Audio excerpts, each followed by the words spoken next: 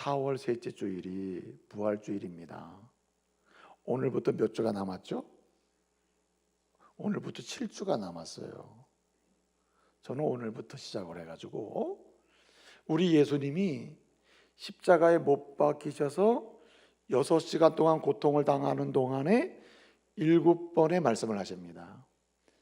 그 십자가 상에서 주님이 7번의 말씀을 하시는데 그 7번의 말씀을 가르쳐서 우리는 십자가 상의 칠언이다.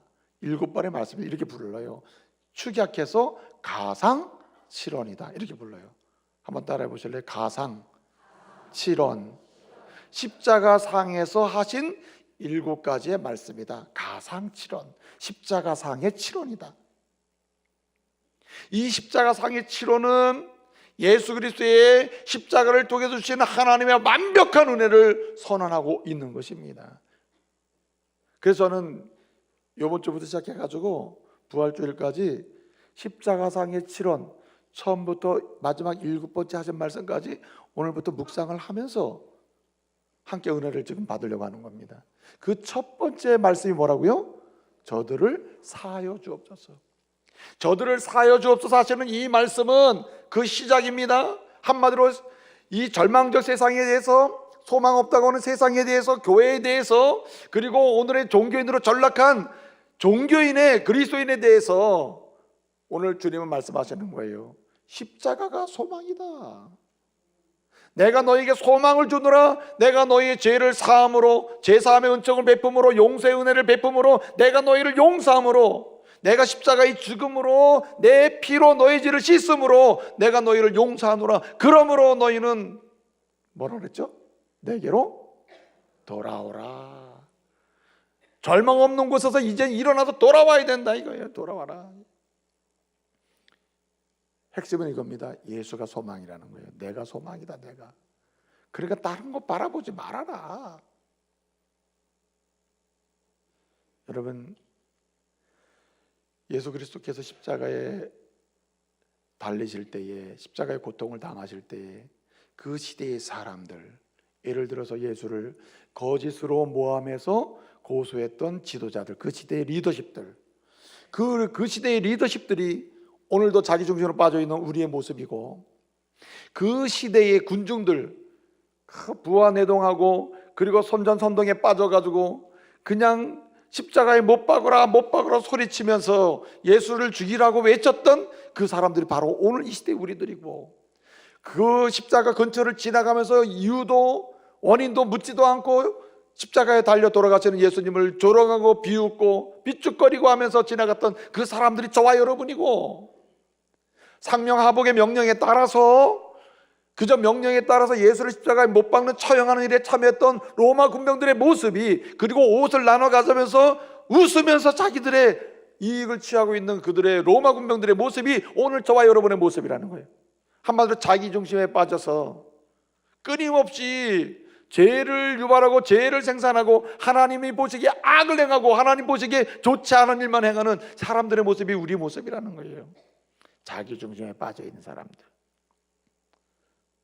주님이 그들을 향하여, 그 당시의 사람들을 향하여, 과거의 사람을 향하여, 오늘 그들과 같은 불의와 상황에 놓여 있는 저와 여러분을 향하여 주님 말씀하십니다. 저들을 사하여 주옵소서. 내가 너희를 위하여 십자가에 죽노라. 십자가에서 피 흘리노라. 이 피 흘림으로 너희의 죄를 사하노라. 그러므로 너희는 내게로 뭐하라? 돌아와라. 내가 죄 사함의 은혜, 용서의 은혜를 베푸니 돌아오라 하시는 이 말씀을 우리에게 베푸시는 거예요. 뭐라고요? 소망을 다른 데서 찾지 말아라. 예수께로 와서 예수 안에서 소망을 찾으라는 얘기죠. 찬송가 91장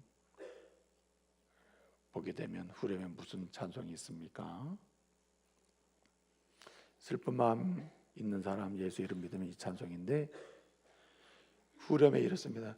예수의 이름은, 그 다음에 세상의 소망이요 예수의 이름은 전국의 기쁨일세. 여러분, 그 고백이 뭡니까? 슬픔 중에 있는 사람, 자기중심의 삶에 빠져서 더 이상 슬픔을 벗어날 수 없는 세상에 대하여 주님은 오늘 십자가에서 저들을 위하여 저들의 죄를 사해 주십시오, 저들을 용서해 주십시오, 그 제사함의 은총을 선포함으로써 주님이 소망임을 말씀하고 주님께로 돌아오라고 하시는 거예요. 여러분, 오늘 이 시간 저와 여러분들이 주님이 저와 여러분을 위하여서 저들을 사해 주옵소서 하신 이 선포하신 은혜, 제사함의 은혜, 용서하심의 은혜를 마음껏 누리는 진실로 하나님 중심의 믿음의 자리로 나갈 수 있기를 말씀으로 축복합니다. 여러분, 그래서 저는 오늘 주님이 십자가상에서 처음으로 하신, 그리고 십자가가 소망, 예수가 소망이라고 선포하시는 이 제사함의 은혜, 용서하심의 은혜를 누리는 방식이 뭐냐, 누릴 수 있는 길이 무엇인지에 대해서 제가 말씀드리려고 해요. 여러분, 이렇게 세상을 향하여 소망으로 예수가 알려지고 십자가가 선포되고, 그래서 그리스도의 피 흘리심을 통하여 제사함 받게 하시는 제사함의 은혜를 선포하셨음에도 불구하고 그 은혜를 누리지 못하는 그리스도인들이 너무 많다는 겁니다. 교회 안에 꽉 차 있다. 제사함의 은혜, 용서하심의 은혜를 받지 못하고 누리지 못하면서 믿음 생활한다고 착각하는 사람도 있고, 아니 그렇게 신념으로 믿고 있는 사람도 있다는 거예요. 여러분, 우린 신념에서 벗어나야 되고 착각에서 벗어나야 돼요. 진실로 믿음의 자리로 나가는 은혜가 있기를 말씀으로 축복합니다. 진실로 자기 중심에서 하나님 중심으로 돌아와서 제사함의 은혜를 입는 사람, 제사함의 은혜의 부여함을 누리면서 감격적으로 예수를 소망으로 삼고 사는 사람, 이런 은혜의 길로 나가야 할 줄로 믿습니다. 여러분, 누가 제사함의 은혜를 부유하게 풍성히 누리며 예수를 소망으로 삼고 살 수가 있단 말입니까? 우선 정말 중요한 것이 있습니다. 구속의 진리를 깨닫고 믿는 사람이에요. 할렐루야. 구속의 진리를 깨닫고 믿는 사람만이 제사함의 은혜의 부여함을 누리고 감격하면서 그 은혜 가운데 예수를 소망으로 삼고 살 수 있단 말입니다. 여러분, 오늘 말씀 보게 되면 우리 주님이 이렇게 말씀하십니다. 저들을 사하여 주옵소서. 파테로 아페스 아우토이스. 아페스라고 하는 것은 제거해 주십시오, 풀어 주십시오, 자유케 해 주십시오. 이제는 소망의 싹이 일어나게 달라는 거예요. 생명력 있게 달라는 거예요. 그런데 그러면서 그 뒤에 뭐라고 말씀하십니까? 저들이 하는 일을 뭐예요? 알지 못합니다. 왜 사람들이 예수를 못 박았단 말입니까? 왜 예수를 거짓으로 고소했단 말입니까? 지나가는 사람들이 왜 예수를 비웃는단 말입니까? 조롱했단 말입니까? 한마디로 자기 중심으로 전락해서 나름의 신앙생활 한다는 사람들이, 그 당시에 유대인들, 종교인들, 신앙인들, 오늘처럼 예수 잘 믿는다고 하는 사람들이 왜 자기 중심으로 전락해가지고 그렇게 신앙의 가치와 아름다움을 비웃으며 살게 되었느냐 이거죠. 따라합시다. 무식해서 그래. 무식해서.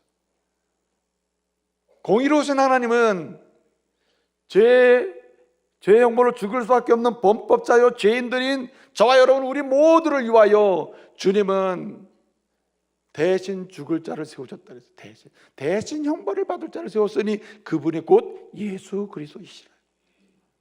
독생자 예수 그리스도를 이 땅에 우리의 동일한 몸을 입고 이 땅에 오셔가지고 육체로 오셔서 우리의 죄의 짐을 대신 짊어지고 십자가에 죽게 하셨다는 겁니다. 그 보혈의 대가로 우리를 하나님의 자녀의 신분으로 회복하신 줄로 믿습니다. 그러니까 예수 이외에 누가 하나님의 자녀가 될 수 있습니까? 예수 이외에 이전에 가졌던 하나님의 거룩한 형상으로서의 하나님의 백성의 신분을 누가 회복할 수 있단 말입니까? 회복할 수가 없다는 거예요. 구속의 진리는 오직 예수 한 분인 줄 믿으시기 바랍니다. 예수 그리스도의 죽으심으로 우리가 죄사함을 받고, 예수 그리스도의 죽으심으로 우리가 그 대가로 형벌을 받으신 주님의 이름으로 우리는 다시 의롭다 칭함을 받게 되어 하나님의 자녀가 됐다는 거예요. 로마서 3장 24절 말씀을 보게 되면 이렇게 말씀합니다.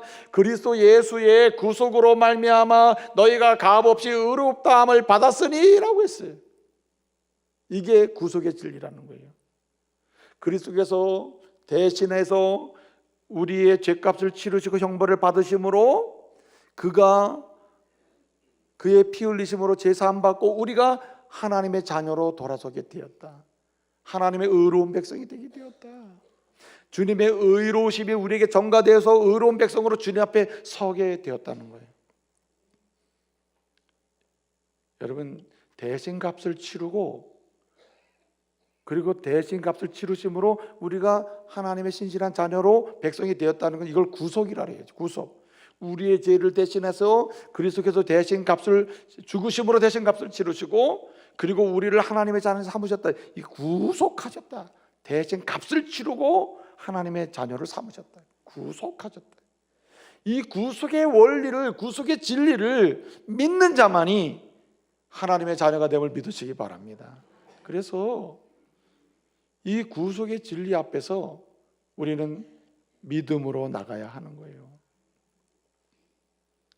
여러분, 그리스도께서 우리를 위하여 죽지 아니하셨다면, 십자가의 고난을 받지 않으셨다면, 그 보혈을 흘리지 않으셨다면 우리는 자기중심의 삶에서 더 이상 희망이 없는, 한마디 소망 없는 세상 속에 소망 없는 인생으로, 소망 없는 영혼으로 전락할 수밖에 없는 거예요.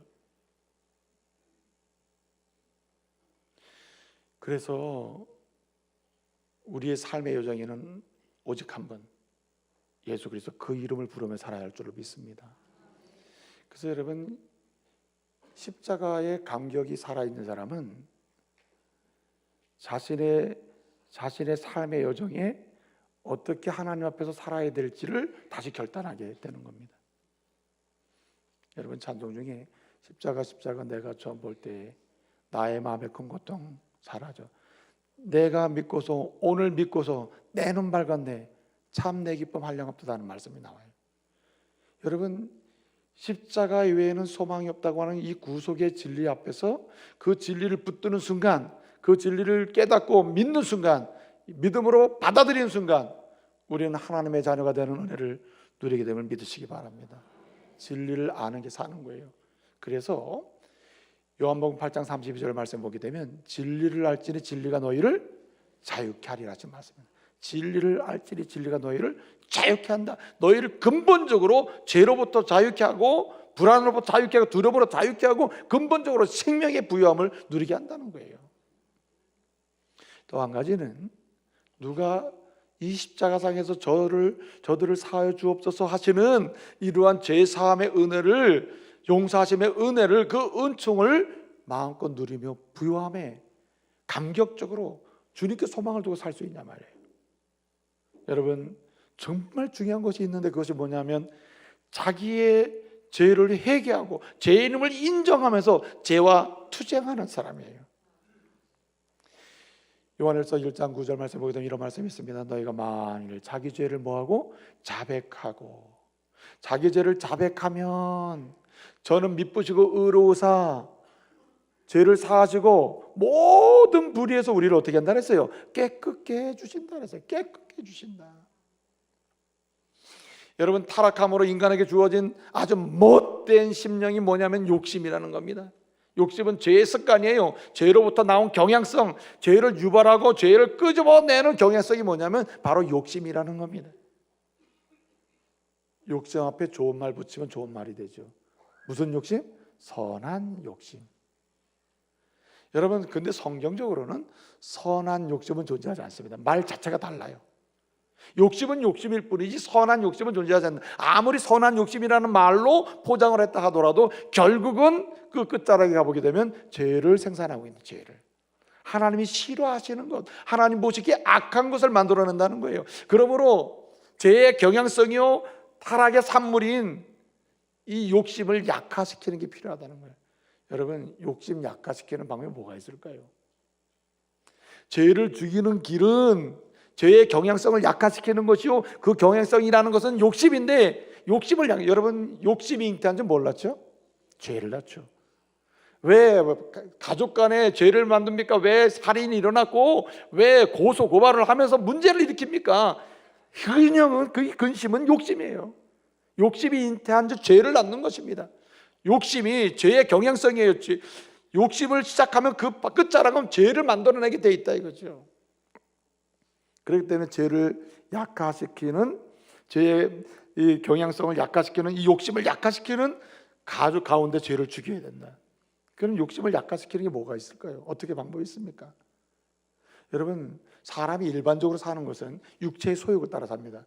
육체로부터, 죄된 육체로부터 나오는 감성, 정서에 따라 사람이 움직이게 됩니다. 육체의 소욕을 따라서 움직이게 되죠.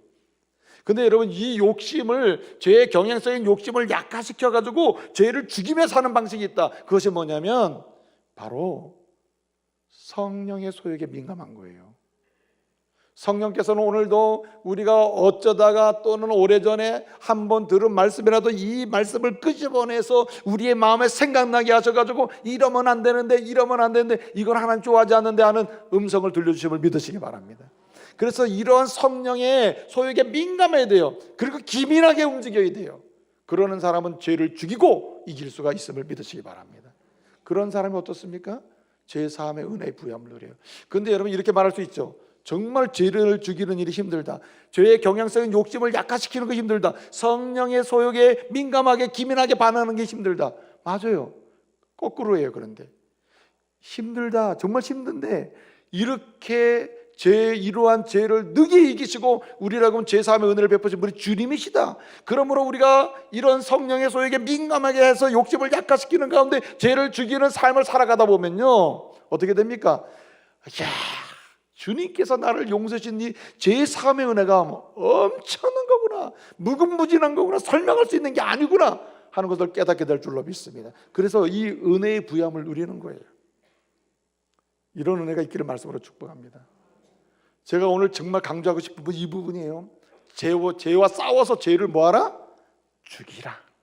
죽이는 사람 되시기 바랍니다. 죄는 끝에 남겨놓으면 안 돼요. 뭐하라? 죽이라. 죄는 죽여야 돼요. 마지막은 잘라내야 되는 거예요. 잘라내야 돼요. 아직도 여러분의 육체를 병들게 하는 것도 하나님 싫어하는 게 있는데 그걸 왜 못 잘라내 말이에요. 마지막에 잘라야지. 죽으면 죽었지, 난 피울 거야. 죽으면 죽었지, 난 마실 거야. 죽으면 죽었지, 난 거기 갈 거야. 그건 무슨 배짱입니까?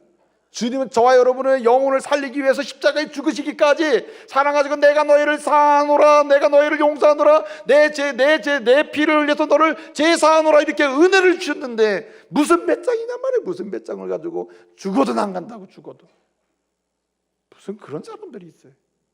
안 돼요. 안 돼. 마지막 한 가지는요, 누가 제사함의 은혜를 부유하게 누리게 됩니까? 저들을 사하여 주옵소서 하시는 이 제사함의 은혜, 사함의 은총, 용서의 은총을 누가 부유하게 경험하고 오직 예수께 소망을 두고 살 수 있단 말입니까? 여러분, 제사함의 은혜를 기억하고 감사하면서 따라합시다. 실천하는 사람, 용서하며 사는 사람이에요. 용서하며 사는 사람. 여러분, 내가 제사함의 은혜를 받았다는 사실을 오늘도 내일도 간격적으로 기억해야 돼. 교회에서는 이것을 간격적으로 기억하도록 하기 위하여 성찬을 베풉니다. 왜 주님의 몸을 기념하는 떡을 나누고 왜 주의 피를 기념하는 잔을 나누게 합니까? 저와 여러분이 제사함의 은혜를 기억하고 기억하는 가운데 용서하라고, 그 은혜를 누리도록 하기 위해서 성찬을 베풀어요. 고린도전서 11장 24절 25절 보게 되면 이 떡을 먹으라, 이것을 행하여, 이 잔을 마시라, 마실 때마다 이것을 행하여 뭐하라? 나를 기념하라, 기억하라. 그래야 어떻게 된다고요? 기념할수록, 기억할수록 은혜의 부여함을 누린다는 거예요. 그리고 뭐하라 그랬어요? 감사라는 겁니다. 감사하라. 에베소서 2장 9절을 보게 되면 뭐라 합니까? 그 그리스도의 은혜로 말미암아 너희가 그리스도 안에서, 하나님의 은혜로 말미암아 그리스도 안에서 너희가 죄사함을 얻었다, 구원을 얻었나니, 의롭다함을 얻었나니, 이것은 사람으로 너희로부터 난 것이 아니요 뭐예요? 오직 하나님의 선물이라. 믿음으로 의롭다함을 얻은 거예요. 하나님의 선물이라 이거예요. 그러니 그 제사함의 은혜를 기억하고 감사하면서 뭐 해야 됩니까? 우리도 동일하게 용서하며 살아야 된다 이거죠. 따라합시다. 주님께 용서받은 사람은 용서하지 못할 사람이 없다. 주님께 용서받아 제사함 은혜를 받은 사람은 용서하지 못할 대상이 없습니다. 나는 시어머니는 절대 용서 못해. 나는 시아버지 절대 용서 못해. 나는 남편 절대 용서 못해. 그 사람 뭐가 같으냐면 난 죄사함의 은혜를 인정할 수 없어 하는 것과 똑같아. 여러분, 그리스도의 죄사함의 은혜의 부여함을 누리고 그 은혜 가운데 시작한 인생이라면 용서 못할 사람이 없어요. 어떤 사람도 용서 못할 대상이 없습니다. 그래서 여러분, 우리는 용서하며 살아야 되는 거죠. 골로새서 3장 13절에 뭐라 그랬습니까? 피차 용서하라. 주께서 너를 용서하신 것처럼 내가 너희를 용서했으니 그 용서의 깊이와 넓이를 누릴 수 있고 마음껏 체험하면서 너도 뭐하라? 용서하라. 서로 용서하라. 이렇게 말씀하잖아요. 여러분, 용서하면 용서받는 사람이 좋을 것처럼 보이죠? 아닙니다. 그리스도로 인하여 죄사함을 받고 용서의 은혜를 체험한 사람이 그 은혜를 힘입어 기억하고 감사하면서 용서하잖아요. 그러면 그 사람이 허물을 덮는 은혜를 체험해요. 네? 마가복음 11장 25절을 보게 되면 용서하라. 그러면 하늘에서 너의 허물이 덮어진다. 허물이 용서받는다. 이거 얼마나 큰 은혜입니까? 사람이 말이죠, 잘못한 사람을 계속 용서하지 못하고 비판하잖아요. 그 사람은 염려 속에 삽니다. 나도 저렇게 하면 나도 욕을 먹겠구나. 항상 염려하며 사는 거예요. 그러나 다른 사람이 어떤 상황에서도 연약하고 부족하고 문제가 많아도 다 용서하면 나는 자유합니다. 나도 용서하고 사는데 나도 너처럼 연약할 수 있다. 얼마나 자유합니까? 그렇지 않아요? 용서하는 사람 자유를 얻는 거예요. 용서하는 사람은 영혼의 치유를 얻습니다. 잠언 19장 11절 말씀 보면 이런 말씀이 있으면 노하기를 더디하는 사람은 슬기로워진다. 그러나 정말 중요한 게 뭐냐면은 용서하는 그 사람은 자기의 영광을 얻게 된다. 영광을 얻는다. 용서하는 사람이, 허물을 용서하는 사람이 영광을 얻게 된다. 무슨 말입니까? 영혼의 치유를 얻으니까 얼마나 행복하겠어요. 용서하는 사람은 영혼이 줄고, 그러나 용서할 수 없고 분을 품고 분노하며 사는 사람은 영혼이 괴롭다. 영혼이. 그렇지 않습니까? 그러나 여러분, 더 중요한 게 있어요. 정말 용서하는 사람은 하나님과의 교제, 다른 사람과의 교제가 부유해 줌을 믿으시기 바랍니다. 그래서 이 용서는 하나님께서 주신 죄사함의 은혜를 부유하게 체험하는 방식이에요. 빌레몬서 1장 11절 보게 되면요, 전에는 이제는 이란 말이 나와요. 전에는 용서가 없었는데 이제는 용서하고 났더니 어떻게 됐다 그랬어요? 교제가 있다. 빌레몬과 오네시모가 교제가 있고, 성도와 성도 사이에 교제가 있고, 하나님과의 교제가 있다. 이게 얼마나 아름다우냐 말이에요. 교제가 살아있다. 이게 행복한 거 아닙니까? 여러분, 부부간의 교제가 넘치길 바랍니다. 가족 간의 교제가 넘치길 바라요. 교제의 부유함을 원하신다면 용서하세요. 남편을 용서하시고 아내를 용서하세요. 예? 계속 용서하셔야 돼요. 제발 10년 전의 얘기는 끄집어놓으면 안 돼요. 잘 지내다가도 10년 전의 얘기 끄집어가지고, 예? 10년이면 세상이 한 번 바뀌어요. 근데 어떻게 10년 전의 얘기를 끄집어다가, 예수 믿는 사람은 은혜 받아서 기억력도 좋아. 그래가지고 꼭 10년 전의 얘기, 20년 전의 얘기, 아예 어릴 때 얘기 끄집어서 하지, 들어가지고. 안 돼요. 자기는 괜찮은 것 생각하면 안 돼요. 나는 괜찮은 사람이다. 아닙니다. 똑같아. 주님의 제사함의 은혜가 아니면은 살 수 없는 사람, 편안할 수 없는 사람 아니에요. 착각하지 마세요. 주님은 주님의 제사함의 은혜로 내가 너를 여기까지 세워놓았노라. 그러니 너도 용서하며 살아라 하시는 말씀을 그대로 받으시기 바랍니다. 저들을 사하여 주옵소서. 제사함의 은혜를 누리도록 하시는 하나님의 특별한 소망의 말씀입니다. 저와 여러분이 구속의 진리를 깨닫고, 그리고 날마다 죄인임을 인정하며 죄를 죽이는 삶을 통해서 뿐만 아니라 주의 그 제사함의 은혜를 인정하고 기억하고 감사하면서 뭐하여? 용서하는 가운데 이 제사함의 은혜의 부여함을 누리시기를 말씀으로 축복합니다.